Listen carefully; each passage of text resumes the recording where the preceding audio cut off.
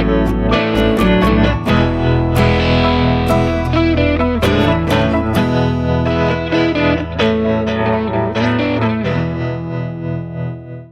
वालेकुम everyone, welcome to Asma stories. कैसे हैं आप सब? आई होप कि आप सब ठीक होंगे और मैं भी बिल्कुल ठीक ठाक हूँ। और आज हम बात करेंगे 5 things I don't like about Singapore. Let's start the video.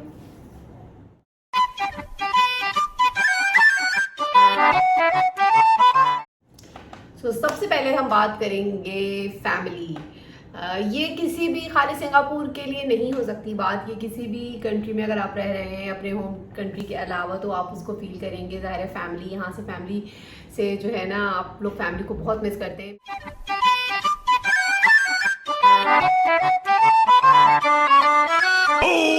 Second हम बात करेंगे यहाँ पे सीजन्स के हवाले से।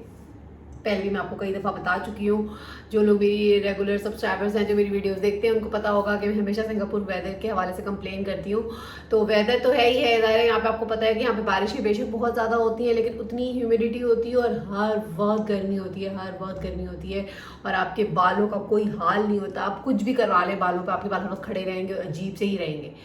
तो सबसे ज़्यादा जो चीज़ यहाँ की आपको थका देती है और जो बुरी लगती है, मुझे जो बहुत बुरी लगती है, वो यहाँ का वेदर है।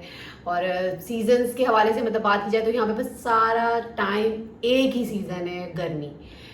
कई लोगों को जैसे मुख्तलिफ सीजन्स पसंद होते हैं, मुझे खुद ऑटम बहुत पसंद है, लेकिन यहाँ पे कुछ ऐसा नहीं है। यहाँ पे सारा टाइम एक ही सीज़न है और सूरज एक ही टाइम निकलेगा, एक ही टाइम होगा, कोई दिन छोटा बड़ा नहीं है, बस जैसे है जो है वो पूरा साल सेम ही है। तो ये जो सिमिलैरिटी है ना मुसलसल एक ही सीज़न की, ये चीज़ आप लोगों को बहुत बुरी लगेगी यहाँ पे, आई थिंक सो, क्योंकि मुझे ये चीज़ बिल्कुल भी नहीं अच्छी लगती यहाँ पे।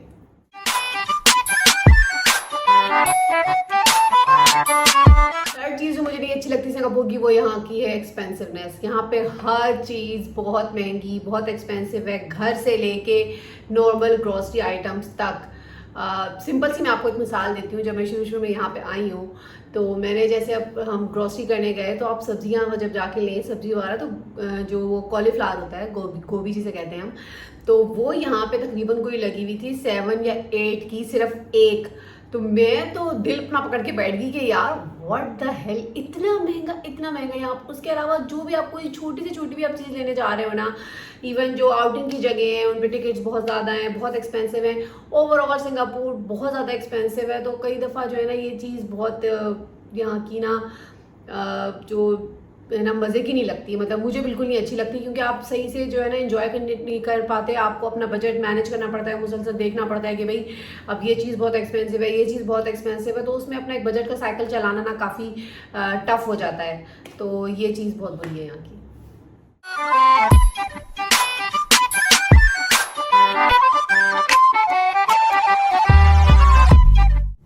और उससे नेक्स्ट जो चीज़ है वो ये है कि जैसे आप से काफ़ी लोगों को पता है कि सिंगापुर एक सिटी स्टेट है, ठीक है। सिंगापुर छोटा सा है बिल्कुल, तो ये ना बहुत ज़्यादा क्राउडेड होता है। आप कहीं भी चले जाओ, किसी भी जगह पे अगर आप ये सोच के जाओगे ना कि यार यहाँ ये तो आज जैसे फ़र्ज़ करो जैसे यहाँ पे कहीं अगर कोई फेस्टिवल हो रहा है तो हम लोग एक्सपेक्ट करते हैं कि यार इस फेस्टिवल में ज़्यादा लोग गए हुए होंगे, तो वो जगह जो है ना शायद उधर इतने लोग नहीं होंगे, तो हम उधर चले जाते हैं।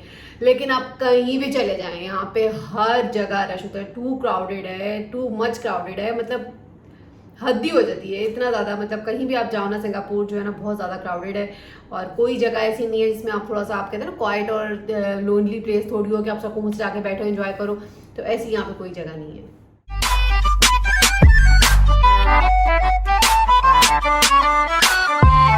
जो लास्ट पॉइंट है इसमें हम 2-3 चीज़ें कवर कर रही हूँ मैं। उसमें जैसे एक तो ये है कि कम्युनिटी, यहाँ पे पाकिस्तानी कम्युनिटी जो है ना बहुत कम है।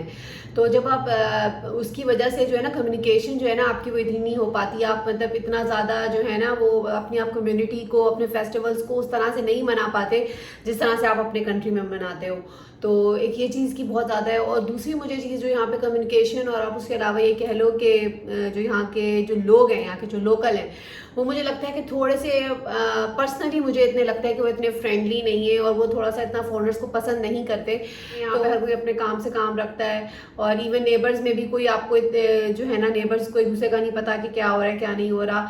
तो ये ना तो चीज़ थोड़ी सी यहाँ पे ना बहुत ज़्यादा लोनलीनेस में वो कर देती है। और स्पेशली जब अगर आप पाकिस्तान से आओ या आई थिंक इंडिया से आओ तो ये चीज़ आप लोग बहुत ज़्यादा फील करोगे कि यहाँ पे जो है ना कम्युनिटी और जो यहाँ के जो लोग हैं यहाँ पे वो इतने ज़्यादा फ्रेंडली नहीं है टुवर्ड्स द फॉरेनर। तो ये कुछ चीज़ें हैं जो सिंगापुर की जो मुझे ना बहुत यहाँ पे थोड़ा सा मुझे कह लो कि मुझे अच्छी नहीं लगी। तो इसलिए मैंने सोचा कि मैं आप लोगों के साथ शेयर करूँ। आप लोगों के साथ, आप लोगों के पास अगर कोई एक्सपीरियंस है जो आप लोगों को यहाँ पे अच्छी चीज़ नहीं लगी, कोई बात अच्छी नहीं लगी, तो आप लोग मुझे कमेंट्स में ज़रूर बताइएगा। तो बस इसके साथ ही जो मेरी आज की ये वीडियो है होती है ख़त्म। मैं भी होंगी आपसे बहुत जल्द नेक्स्ट वीडियो में, और नेक्स्ट वीडियो में मैंने आप लोगों को एक न्यूज़ भी देनी है। सो स्टे ट्यून्ड, और टिल देन दुआ में याद रखिएगा, अपना ख्याल रखिएगा। अल्लाह हाफिज़।